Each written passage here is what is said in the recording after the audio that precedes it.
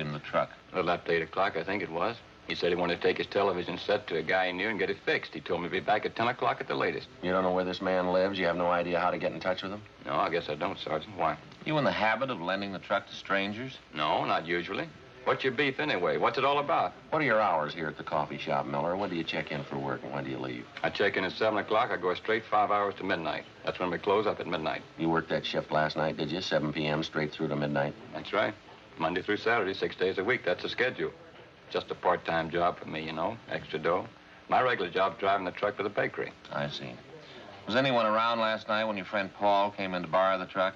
Another customer, waitress, somebody we could double-check with? Well, there was a couple of other customers in the place. I don't know who they were, though.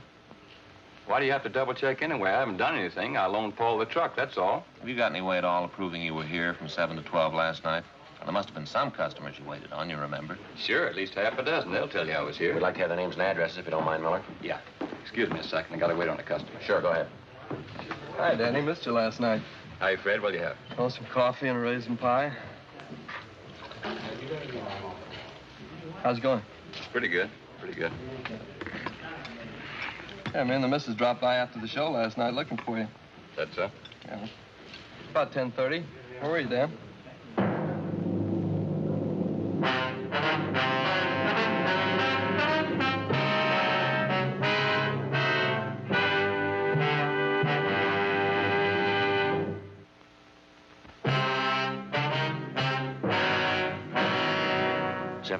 p.m., Wednesday, December 22nd. We continued questioning the hit-and-run suspect, Daniel Miller, for a full hour, but he seemed to be unable to account for his time the previous night. His first story was that he'd been on duty behind the counter in the coffee shop without a break between the hours of 7 p.m. and midnight. Then, after the customer entered and disclosed that he was in the coffee shop at 10:30 the night before and that Miller was nowhere about, the suspect switched his story. He said he thought that he had left the coffee shop briefly for about 15 minutes between 10:30 and 10:45 p.m. to run down the street to a hotel to say goodbye to some friends of his who were leaving for New York.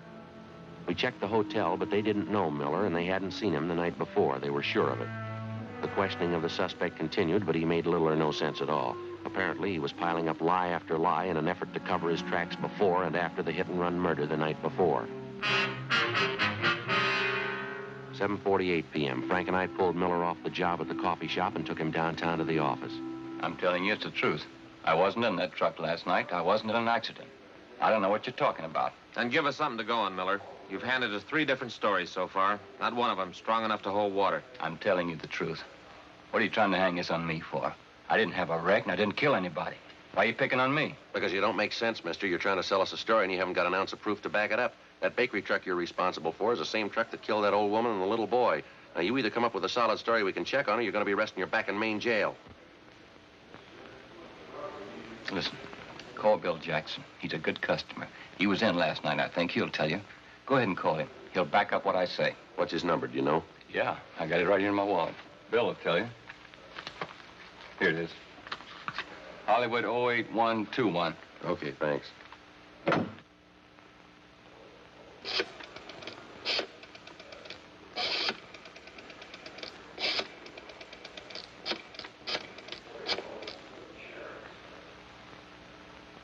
William Jackson there, please? Yes, ma'am, it's important. All right. Yes, well, all right, then. Will you have him call Michigan 5211? Yes, ma'am, that's right. That's extension 2885. Right, thank you. He's busy. He'll call back in a minute. He'll tell you the truth. I was in the coffee shop all night. Just those couple of minutes, I ran down to the hotel to say goodbye to those friends of mine. That's the only time I left the place. How come you didn't tell us that to begin with, Miller? You say you got nothing to hide. Why do you have to hand us 3 different stories? Which one are we supposed to believe? I got nervous, that's all. When you first came in and started to ask questions, I didn't know what it was all about. I didn't know there was any trouble. I just loaned the truck to this guy Paul as a favor. How'd I know what he was going to do, getting himself in a jam like that? Try and look at it from where we stand, Miller. You loan out your truck to a man. You don't know his last name. You don't know where he lives. You say he must have been driving that truck when the old lady and the boy were killed. Sure, he must have been driving it. I wasn't. I was back at the coffee shop. I was there till midnight. All right, then you prove it to us. If you know the man well enough to loan him the truck, you ought to be able to find him. There you are. Must be Bill Jackson. He'll tell you.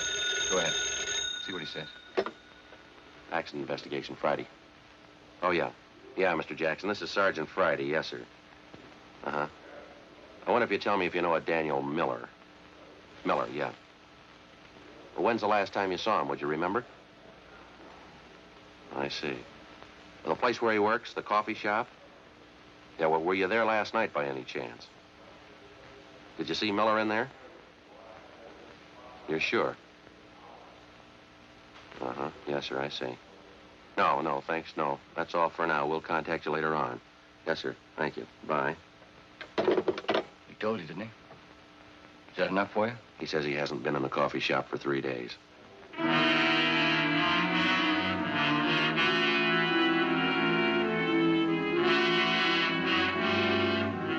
9:45 p.m. Our interrogation of the hit-and-run suspect Daniel Miller went on. At his suggestion, we called a half a dozen people who we figured might substantiate his alibi, but none of them were able to. Miller continued to deny any knowledge of the hit-and-run killing, but he still couldn't account for his whereabouts at the exact hour that the 9-year-old boy and his grandmother were run down. The time element especially didn't work in his favor. Nothing worked in his favor. 11:30 p.m. Frank and I took Daniel Miller over to the main jail where he was booked in on suspicion of 480 V.C. The following afternoon, his lawyer obtained a writ and he was released from custody. The writ was returnable in 5 days. He came immediately to the office to plead with Frank and me to help him find Paul, the man who'd borrowed his truck, and thus clear himself. We took him up on it. Either way, we figured we'd get to the bottom of it. If Miller dreamed up the character Paul to escape blame for the hit-and-run killing, we were bound to find out sooner or later. If Miller was telling the truth, and we had little reason to believe he was, and a man named Paul had borrowed the truck the night of the hit-and-run killing, we were bound to find that out, too. In any event, we had to investigate. It's the job of the police officer to prove guilt or innocence, not guilt alone. 2 days passed, and then another 2. The Monday following the Christmas weekend.